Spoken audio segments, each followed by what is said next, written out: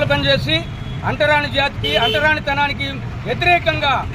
ఈయన కూడా ఉద్యమాలు చేసి కోర్టులు చట్టాలు నిర్మాణం తయారు చేసిన తర్వాత దానిలో భాగంగా వచ్చిన జ్యోతిరావు పులే గారిని ఆదర్శంగా తీసుకొని వచ్చిన భాగంలోనే ఈ యొక్క కుల నిర్మూలన విషయంలో అంబేద్కర్ గారు ఖచ్చితంగా అంబేద్కర్ గారు కానీ బాబు జగజ్జీవరావు గారు కానీ ఆయన ఆశయాలను పాటిస్తూ ఈ స్థాయి మహనీయులుగా వచ్చి మన జాతికి మన ప్రజాస్వామ్య హక్కుల్ని కాపాడటంలో భాగస్వాములై వాళ్ళు అసూలు బాచారు. అలాంటి మహనీయులని ప్రతి సంవత్సరం కూడా వాళ్ళ వర్ధంతులు కానీ జయంతులు కానీ ఆ యొక్క మహనీయులని ఆశయాలను మర్చిపోకుండా దీంతో భావితరాల వారు కూడా ఈ యొక్క అడుగుజాడల్లో నడిచి వాళ్ళ యొక్క సిద్ధాంతాలకు అనుకూలంగా